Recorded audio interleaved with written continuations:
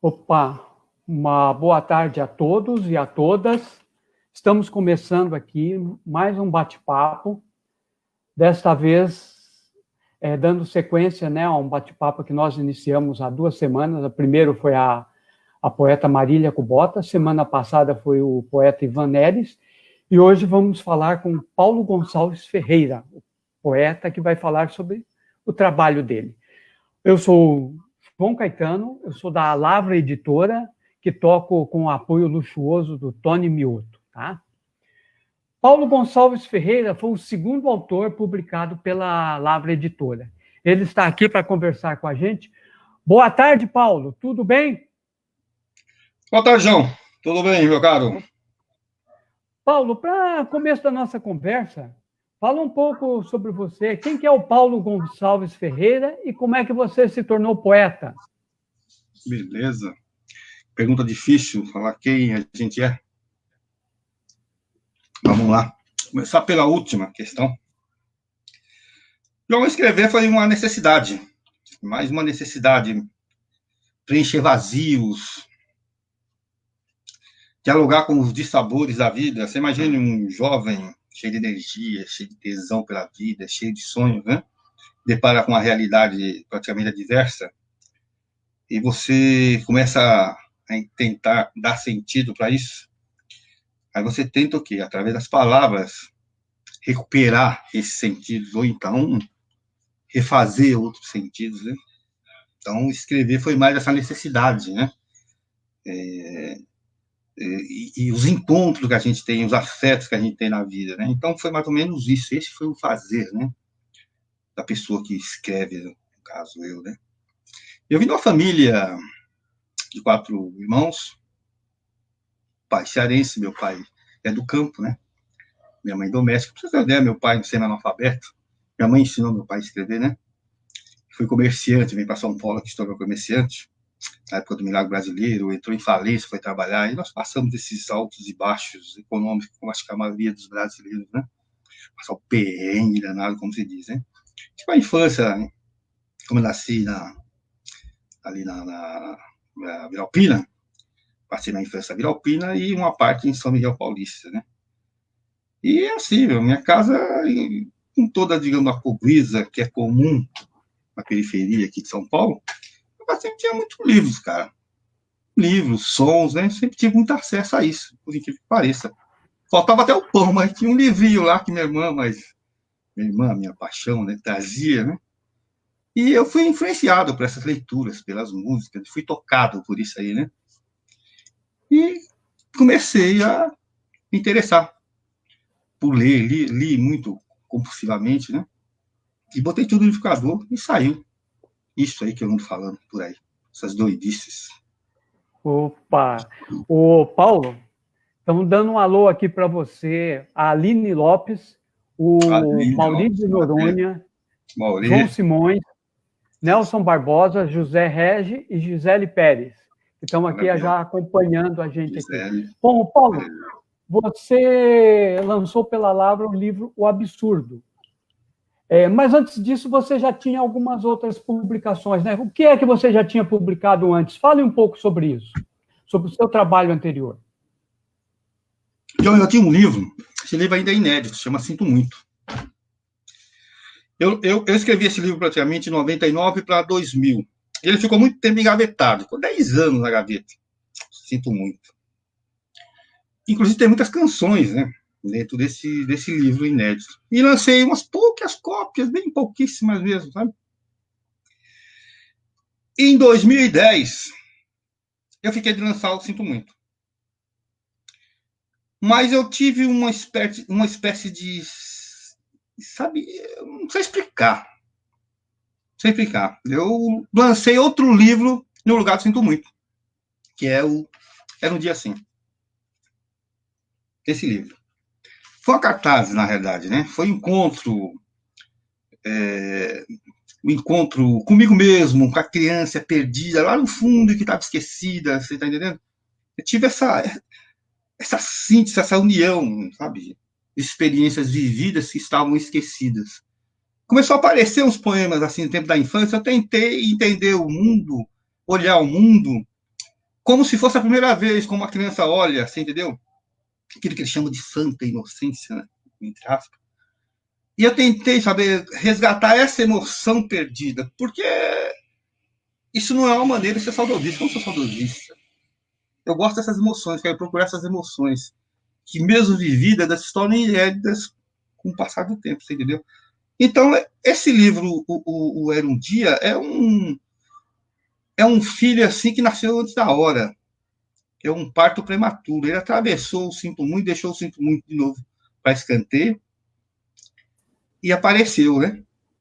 E foi isso, um livro adorável, cara. Parece tão inocente, mas ele traz uma certa amargura, um certo prazer. Eu gosto muito, cara. Escrevi, foi em 2010, foi um puta lançamento desse livro. Foi um acontecimento para mim, foi uma divisão, assim, sabe? Acho que eu escrevi, estava muito intenso, cara. Precisava escrevê-lo, precisava pegar o menininho que estava escondido lá e trazer de volta. Foi isso aí, cara. Esse que eu escrevi. E eu Sinto Muito também é um livro que tem. É um poema, é um livro assim que tem muito do que eu vivi, né? Das minhas histórias, das minhas sindicâncias, das minhas militâncias, sabe? Das minhas loucuras, das minhas viagens. Mas ficou lá, esquecidinho. Sinto muito. Bom, Tá lá e continua inédito ainda. o Escobar Fanelas, Lauro Cornélio e Neide Rodrigues estão dando um alô aqui para a gente. Leidoca, um beijão. Acompanhando aqui. Olá, meu camarada Escobar. Lá é o poeta, lá, sensacional. É. E a Neide Rodrigues também está dando um alô para Neide você. Rodrigues, Neide. Maravilha, Neide. E você lançou. Neide. Opa! Você lançou pela Lavra um livro cujo título é O Absurdo, né? Perfeito. Certamente acho que talvez seja uma da sua obra assim, mais madura, né? São 41 poemas, onde você dialoga com o existencialismo, sobretudo com o escritor e filósofo argelino Albert Camus, que as obras, você cita muito ele durante todo o livro, né? Fala um pouco como é que foi, como surgiu essa ideia de o absurdo, que nós até durante, um pouco antes de, quando a gente estava conversando sobre livro e tal, você falou sobre, estávamos até num evento que discutia o Camus, e daí nós estávamos conversando e eu até falei assim, legal, eu gosto do trabalho do Camus, mas eu particularmente, como sou mais rebelde, me sinto assim mais à la Sartre, né? Se bem que não é um Corinthians e Palmeiras, né? Mas assim, mas você agora isso você fez um pouco com base na sua leitura do Camus esse livro, né? Esses vários poemas. Fala um pouco sobre o absurdo. De fato, esse livro Absurdo, ele é um diálogo aberto com o Camus mesmo, né? Vários poemas dele, inclusive, são títulos do livro, né? A Peste, A Queda, O Estrangeiro, Sísifo, né? São, assim, títulos do Camus. O Cadafalso, que acho que abre o livro que eu escrevi, O Absurdo. E realmente, eu tenho uma influência muito sartreana mesmo. A minha influência na academia, né, na universidade, foi Sartre, né? Mas o Camus, para mim, foi um encantamento. O Camus é um espanto. Se você lê o Estrangeiro me deixa impactado, né? Me deixou meio sem chão o Estrangeiro. Até entender aquilo ali demorou muito, muito tempo. O meu livro Absurdo, ele nasceu praticamente de uma passagem, uma cena que ficou na minha cabeça dessa leitura do Estrangeiro. Para quem conhece e já leu, né? Sabe o que eu vou falar. Quem não conhece, né? Vou contar um pouquinho, mas só o finalzinho. E aqui vai um finalzinho com lembrar o Escobar Flanera, que deve estar assistindo agora, né? Finalzinho do livro, quando o padre entra na cela do Meursault, né? Meursault, personagem do livro principal, Meursault, pessoa acusada de assassinato, né? Foi julgado e estava na cela, né? Condenado à morte, entra um padre, né? Meursault, você não acredita em nada, você vai por nada, mais ou menos isso, né? Você vem do nada e vai por nada, aí o Meursault, né? Tô falando de memória, né, Meursault? Fala, mas essa é a minha vida, né? Expulsa o padre lá da cela. Né?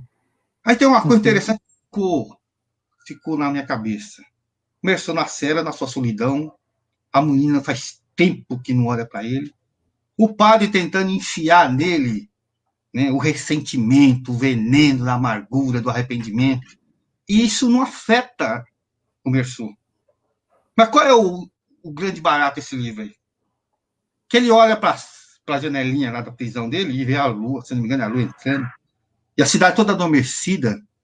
Ele solta a frase assim, que é sensacional.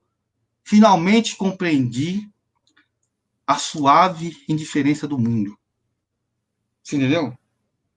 Uhum. O livro fecha dessa maneira. É isso que me levou ao absurdo, cara, né?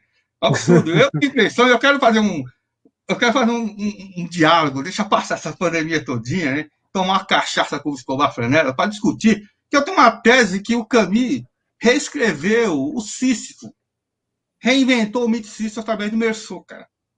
Que é a maneira como o Mersô carrega a pedra dele, como ele aceita isso, esse absurdo que é viver. O livro é mais ou menos isso, né? O que te faz, o que te leva, João, você levantar da sua casa, né? Sair da tua casa, levantar da sua cama. O que te move isso? Né? Sair para o mundo, trabalhar. Qual o sentido disso? Qual o sentido disso, né? Não precisa responder, não. Você entendeu? É. O absurdo é isso. Bom, O meu livro são essas implicações aí. O Paulo, está aqui com a gente Dilan Priscila, o poeta José Vicente de Lima, o Tião de Sá, o Mera Molim, quem? Rita Sierra, e tinha Malupeira e Lígia Regina Lima. Tá? Paulo, agora leia para a gente um trecho aí de um poema aí do Absurdo. Eu vou ler um poema aqui. Eu vou oferecer aqui para a Neidoca, Neide Rodrigues. Ela gosta muito desse poema, eu vou ler. Não gosto de ler, não, mas vou ser obrigado a ler, porque eu esqueci. A morada do desejo. Sei, às vezes divago sobre o que nem sei. Quando penso com o coração que atropela a razão, se racionaliza o que amei. É que o coração busca o prazer, o berçário do desejo, como a boca procura dizer no silêncio de um beijo. E onde mora o desejo, não há tempo, espaço e nem verdades. É destino sem manejo, seios das impossibilidades. Isso está no absurdo. Opa, que beleza. Bom, você falou, nós conversamos aí, falamos do Camus, que está muito presente no absurdo, falamos do Sartre. Quais são os autores que influenciaram o Paulo, poeta? Então é o seguinte, como a gente já falou aqui, eu tenho uma influência muito grande de Sartre, né? A obra de Sartre me influenciou, porque é muito difícil e tal, mas como eu comecei, quando eu entrei na universidade, comecei a ler muito Sartre, né? Esses filósofos existencialistas, né? Nietzsche foi um encantamento para mim, né? Foi um achado, né? Para mim, que eu li Nietzsche muito cedo, na juventude ainda, e não entendi porra nenhuma mesmo, né? O Zaratustra mesmo, porra, entendeu o Zaratustra ali, bicho? Eu li 4 vezes aquele livro lá para poder entendê-lo depois, né? Foi de velho, né? Então tem essas influências. O Camus, né? Outro autor que me marcou muito e me influenciou muito é Hermann Hesse. Nossa, adorável. Quando eu li O Lobo da Estepe, cara, sensacional, sabe? São esses encontros que você tem em literatura que te jogam para outro lugar, jogam para um abismo, você precisa se virar, criar suas asas e voar, né? Então, no campo da filosofia e na literatura são mais ou menos isso. Agora, eu tenho 3 autores do campo da poesia, cara, que para mim é a Santíssima Trindade, que é o Paulo Leminski, Mário Quintana e o Manuel de Barros. Esses autores, para mim, marcaram profundamente. E quando eu tô assim, sem fazer porra nenhuma, esses caras, sabe, é o que eu vou lá ler, relê-lo, né? Quando eu tô fazendo alguns estudos aí, né? No campo da filosofia e tal, eu tô embarcando nesses autores que são maravilhosos, né? Tem uma influência muito grande, inegável, né? Desses autores. Legal. E no momento, o que você está lendo? João, é o seguinte, eu li os autores que a Lavra lançou, né? Os 2, né? Que é o Lucas, né? Isso, E Lucas Barbosa. o Lucas Barbosa e o O Ivan Ivan Neves. Neves, né? Uhum. E eu li esses aí, sensacional os dois, né? O diálogo com o tempo que o Lucas Barbosa faz é muito, muito interessante, né? E Uhum. o Ivan, o livro do Ivan, Horizonte Vertical, nossa, eu sou muito fã do Ivan, sabe? A maneira como o Ivan escreve, eu falei para ele, ele escreve com o corpo, né? É É, interessante, é um cara vai visceral, arrepiar. né? É visceral, eu, sabe, me encantei, eu sou um cara me encantado com ele. Mas ultimamente eu tô relendo na verdade, uma obra, é o Spinoza, né? Que me produz encantamentos, né? Então eu estou relendo, estou estudando, na realidade, a obra de Spinoza, a ética de Spinoza, né? Spinoza é um filósofo do século XVII, que é, assim, é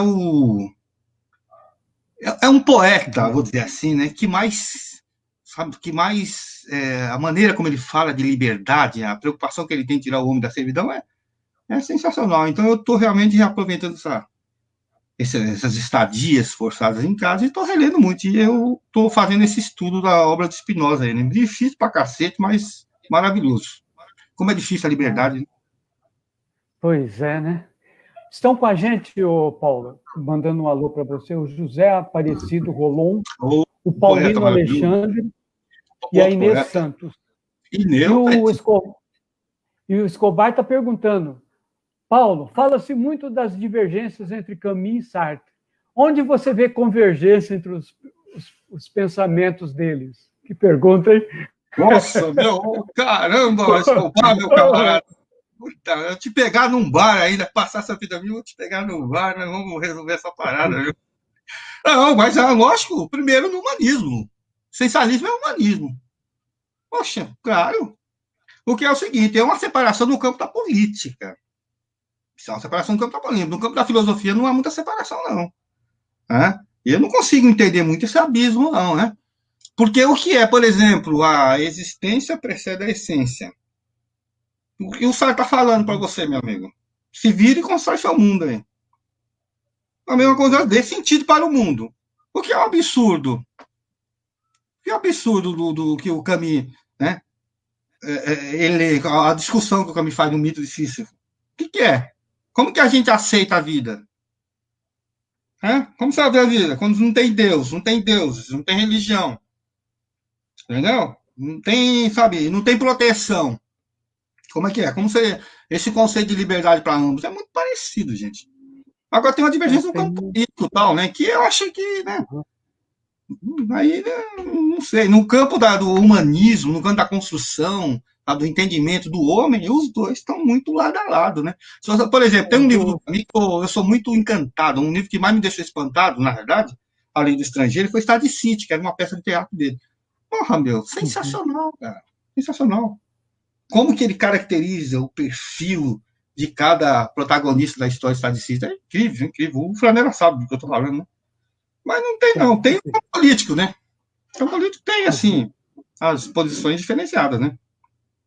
E aí eu Principalmente sou meio. Aí eu sou a sartriano no campo medida, político.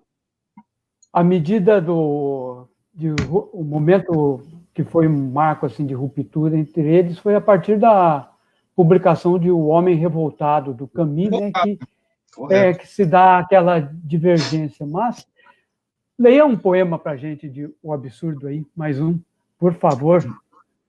Eu vou ler o absurdo, o título, que é o poema que dá título ao livro, O Absurdo. Imaginava voos enquanto rastejava. Eu, um animal, um bicho, racionalizando meus instintos. A evolução, Darwin, nada sabe. Mente e corpo são distintos. Eu digo blasfêmias e injúria. Eu sou feito de som, de sonhos e de fúria. Vida? O que é a vida? Um pássaro que entra pela janela? Um cão que entra pela porta? Coisa imaginada pelo poeta? Experiências de um idiota? É algo que se esvai tão veloz como a águia? Ou tão devagar como a lesma? É tudo a mesma coisa. É coisa em si mesma. Viver não tem cura, portanto, não há remédio. É mergulhar na loucura ou se afundar no tédio. É isso. O absurdo. Opa! Beleza. O Paulo, você falou das suas leituras, do que faz sua cabeça, e assim, é uma coisa que eu tenho perguntado, perguntei para a Marília e perguntei para o Ivan, e vou também perguntar para você. Como é que é o Paulo para escrever? Ele é metódico? Ele ou ele vai assim ao sabor da inspiração, tem uma ideia, daí ele para e escreve, ou é daquele tipo que todo momento arruma um espaço lá, um tempinho, vai e escreve, e depois vai ver o que sobrou daquilo, o que é aproveitável. Como é que é o Paulo poeta escrevendo? Qual é o seu processo? João, é o seguinte, eu sou pura emoção mesmo, eu sou meio anárquico, eu preciso ser tocado, né? Não tenho método, não. Sou anti-cartesiano, sou mais intuitivo. Se as coisas me tocam e me deixam encantado, aí eu escrevo. Escrevo, reescrevo, né? Põe no papel, né? Aí vem, cara, baixa o negócio, né? Mas eu preciso de encantamento, eu preciso ter tesão mesmo, uma coisa, sabe? Precisa ter, sabe, um instinto, a libido, precisa funcionar, né? E aí acontece, você ouvindo uma música, uma passagem, né? Você lendo, sabe? Somente lendo, cara. Se eu leio alguma coisa assim que me toca, me profundo, pô, bicho, parece uma overdose. Aí eu escrevo, aí eu preciso escrever. Eu escrevo dessa maneira, né? Escrevo fazer minhas caminhadas, parece umas ideias muito doidas. Aí eu, sabe? Aí eu não sou muito metódico, não tenho nada de metódico, não, né? Eu não tenho esse negócio, penso, logo existo, não. Cara. Eu sinto dor, existo, sabe? Eu Sei, vejo, sei. existo. É mais ou menos isso assim. Não tem racionalidade nenhuma. Tudo Oh, insanidade. Escrever é um ato insano. Escrever é depor contra a vida. É a demolição da vida, né? Para depois reconstruir da sua maneira, cara. opa, está com a gente aqui, mandando um alô, o Éder Lima. O Mirabolim está É. fazendo um comentário. Não é absurdo viver na solidão da dúvida. Salve, ilustre poeta, muito bom te ver por aqui. E o Manogon também está mandando um alô para nós. Quem? E Manogon, Abraço, meu irmão. como nós temos assim alguma coisa assim em comum, alguns pontos em comum, que além de escrever, além de sermos escritores, a gente também é militante, né? E você é militante sindical, político e tal. Conta um pouco do Paulo militante para a gente. Então, João, é o seguinte, eu comecei a minha militância mesmo, que a minha fase de juventude, né? A minha fase de juventude é aquela fase muito bonita, muito sexo, droga, rock and roll, imaginar um mundo, né? Paz, amor, liberdade. Quando esses sonhos vão de encontro com a realidade, você não tem mais chão. Aí você precisa encontrar novas formas de batalha. E a política aconteceu na minha vida dessa maneira. Como eu sentia a opressão do mundo, né? O mundo dos homens, o mundo social, né? Que captura o nosso desejo e transforma em qualquer coisa, menos aquilo que você queria, que você imaginava, né? Aí você encontra na política mesmo, né? Sabe, vamos dizer, é, é, a tática de sobrevivência. Né? A gente faz política porque gosta, não é ruim pra cacete. Faz sindicato porque gosta, não fiz greve porque gosta. É ruim, cansativo, sabe? É carregar muitas vezes sonhos dos outros, né? Mas você sabe que você precisa daquilo para a sobrevivência, né? Sabe? Precisa do outro, você precisa estar junto, entendeu? E a minha vivência foi nesse sentido mesmo. Eu comecei quando eu entrei na, na, na metalúrgica a primeira vez, operário a primeira vez, aí você sente o que é o patrão, né? Aí você sente a discriminação da classe social, né? Você sente como a classe trabalhadora sofre uma opressão danada e vive igual cordeirinho, você está entendendo? Aí você percebe que você precisa se organizar. E eu fui da oposição metalúrgica em São Paulo nos idos dos anos 80. Participei das células, chamado MONSP na época, né? E vivi muito esse período, né? Da oposição, né? Porque Opa. precisava derrotar a Foi pela pelegada. base. Lute pela base, né? Precisava derrubar a pele. O que havia de pior no sindicalismo estava concentrado aqui nos metalúrgicos de São Paulo, né? Que foi o resquício da ditadura, que impuseram todas as diretorias, né, nos sindicatos, intervieram nos sindicatos, né? E quando houve essa ascensão da classe operária, né, somente em São Paulo, né, a gente achava que era necessário a gente ganhar o Sindicato de São Paulo. Eu fiz parte dessa célula aí. Comecei a minha militância aí. Depois do entendimento, pelas leituras, né, cara, né, de precisamos ter um partido organizado para a classe trabalhadora, né, para dar o destino para ela, né, e não alguém dar o destino, né. Minha militância começou aí, na necessidade das transformações sociais mesmo, né. E foi por aí a minha militância, né. Puxa, você está falando, eu estou me lembrando. Varei muitas madrugadas fazendo campanha pela Cara. oposição A sindical, Baixada do Sapo metalúrgica ali, de né? São Paulo. Aquelas brigas homéricas que a gente fazia. Participou do primeiro congresso dos metalúrgicos de São Paulo? Nossa, cara. Sim, sim. Nossa. Pancadaria geral. Eu vi essa coisa maravilhosa aí. E como quero mais isso. Um outro ponto que a gente tem em comum, que você é funcionário da Sabesp, eu trabalhei na Sabesp e fui da oposição lá, a primeira oposição que surgiu lá contra era o Santiago, que era um cara que estava lá há muito tempo e tal. Perfeitamente, pelegão histórico, né? Fizemos muita briga lá naquele você é antes de mim, né? Eu sou da outra geração, mais novinho. Você é antes de mim. Sou um pouco mais velho. Paulo, então, já que você falou agora disso aí, leia mais um poema para a gente. Vou ler um poema que eu gosto pra cacete, é um poema chamado A Fuga. A fuga é justamente isso, cara. Quando você se encontra dentro do mundo que não há mais deuses, a fé não resolve, né? E você precisa da proteção e da sua, você tem que buscar lá dentro de você mesmo, né? Você tem que aprender a rezar, tem que criar os seus deuses, criar os seus milagres, né? Eu fiz um poema chamado A Fuga, que é justamente para fugir da cadeia, porque cadeias, elas não são destruídas, elas sempre vão existir, só que você precisa fugir. E o grande barato é o seguinte, mesmo as cadeias com as portas abertas, tem pessoas que não fogem, que não enxergam as saídas, né? Eu fiz esse poema chamado A Fuga, como uma espécie de reza. Tá? Rasga o passaporte para a eternidade. O inferno é apenas um sol vermelho dourando a nossa longa tarde, enquanto as borboletas dançam sobre os penhascos, desafiando abismos, rodopiando no ar. Venha, não tenha medo, vamos aprender a voar. Já não há mais tempo, nem a solidão, e nem o futuro se salvarão. O amanhã vindouro ainda é escuro, o mundo, e aqui agora está em tuas mãos. Mentira? Mentira? A mentira dorme ao lado, completamente nua, e trama com os deuses outra verdade mais pura. Viver já não há segredo, portanto, já não há mais cura. E o que restará?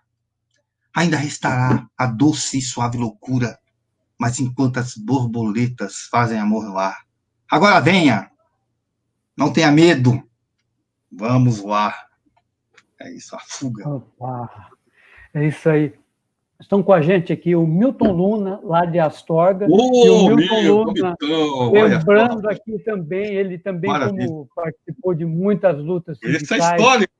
Rock and roll é histórico também, viu?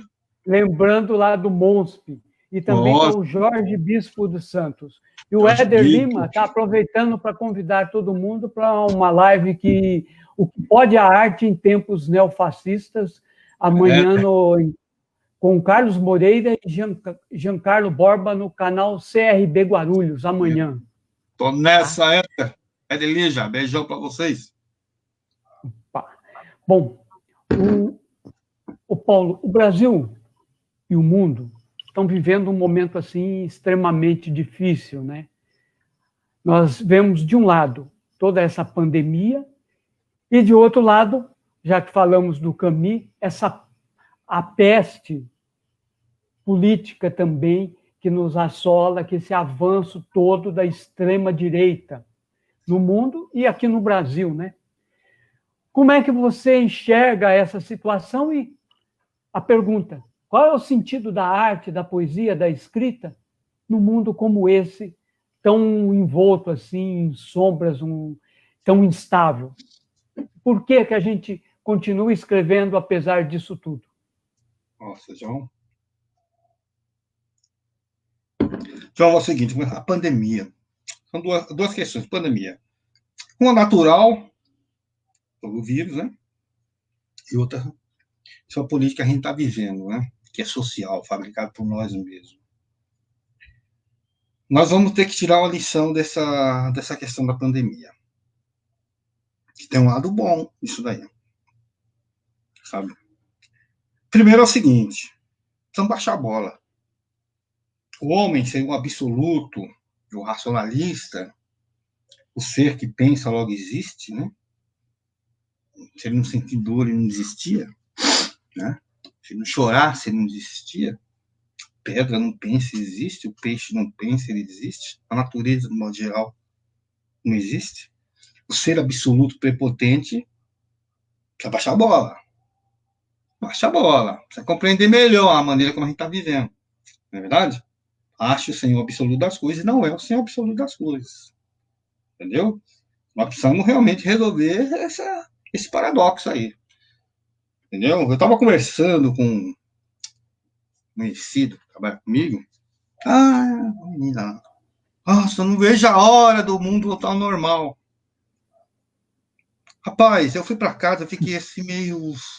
Falei, mas por que é voltar ao normal? Uma marginal Tietê congestionada, marginal Pinheiro congestionada, 23 de maio congestionada, Avenida de Canduva congestionada, shopping center lotados, os dias da mãe, do namorado, do bicho-papão, do gato-cão, todo mundo louco, aquela coisa com essa pandemia, né, do consumo. Isso aí que é normal? Né?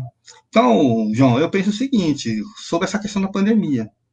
Se não servir, para a gente dar uma avançada contra o projeto humano, né? Pelo menos para nos envergonhar do que fomos, olha, vai ter que servir. Vai envergonhar da maneira como a gente leva a vida, como a gente trata a vida, como a gente trata o outro, como a gente compreende o mundo, você está entendendo? Essa é uma questão.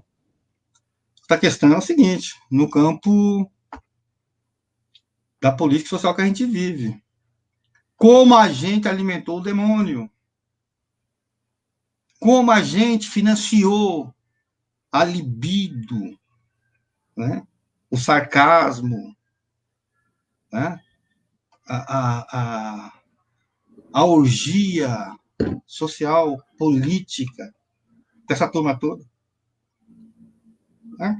Porque, por exemplo,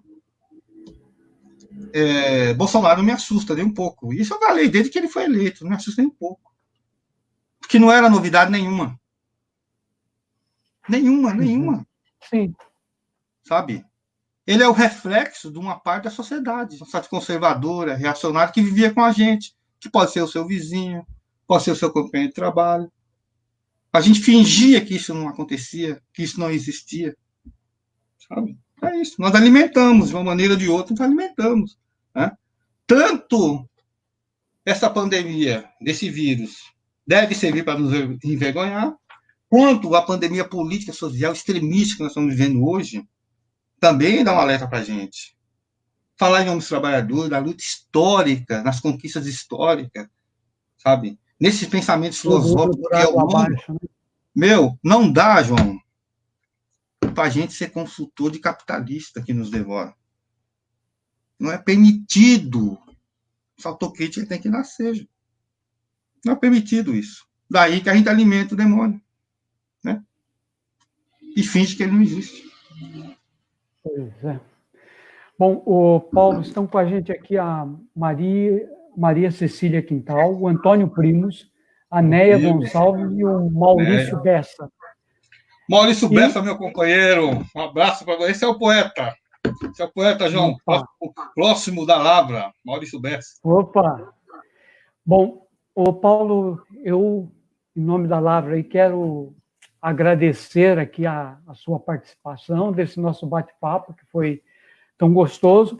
Deixar avisado que na próxima quinta, às 17h30, o nosso próximo convidado é o Nelson Luiz Barbosa, que é do Conselho Editorial da Lavra. O Nelson é doutor em letras na área de teoria literária e literatura comparada da USP e pós-doutorando no Instituto de Estudos Brasileiros da USP, né? E é autor do Infinitivamente Pessoal, um livro que ele escreveu sobre o Caio Fernando Abreu. E ele vai estar conversando um pouco com a gente sobre literatura também, mais um desse papo gostoso aí. Ô Paulo, para a gente ir encerrando, eu gostaria então que você fizesse as suas considerações finais aí para a gente e lesse mais um poema. Maravilha.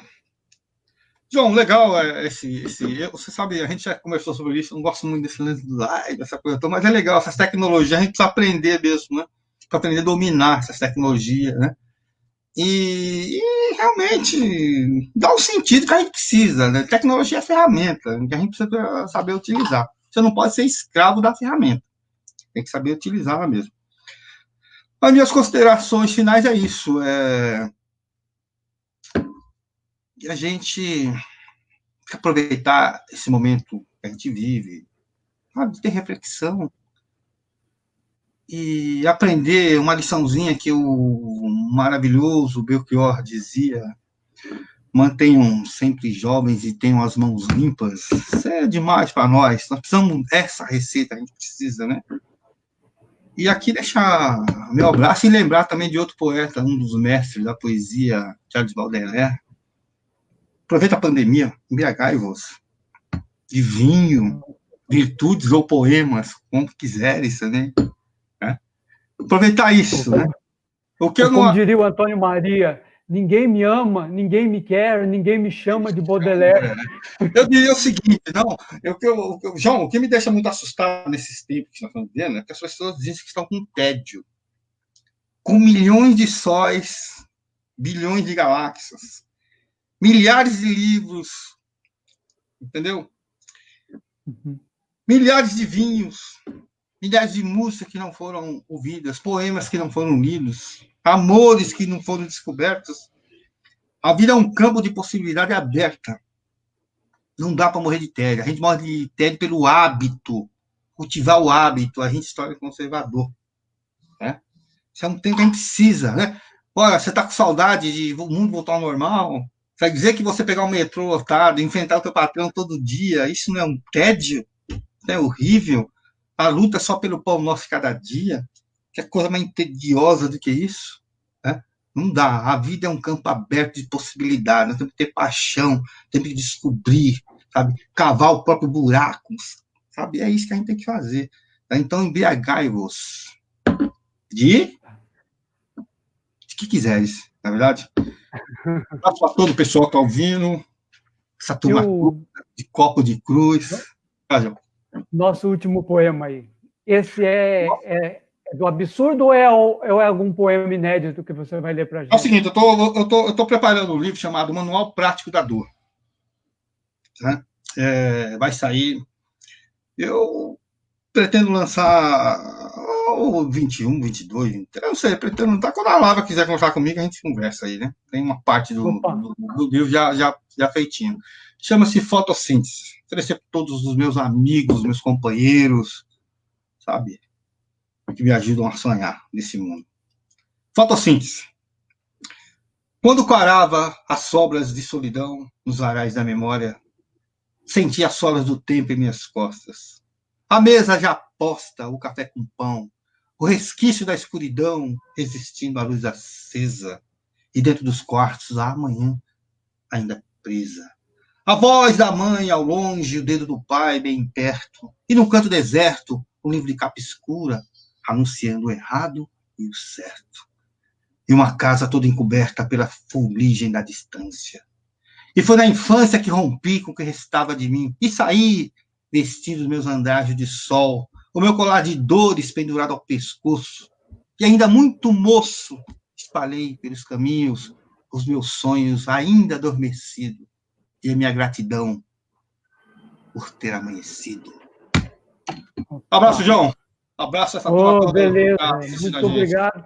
Estão com a gente, Oi? mandaram um alô também para você, a Márcia Cave Oliveira Ô, e Marcinha, meu anjo, meu jaguarda. a Aline Lúcia Ribeiro, que diz que Aline, maravilha, grande Aline. Paulo diz que é sua fã. Ô, maravilha, Aline. Um beijão, E Aline. eu agradeço ao Paulo por ter conversado aí com a gente, todo mundo aí que acompanhou. Estaremos de volta aí na próxima quinta-feira, às 17h30, falando de novo sobre arte, literatura, cultura e política também. Até lá!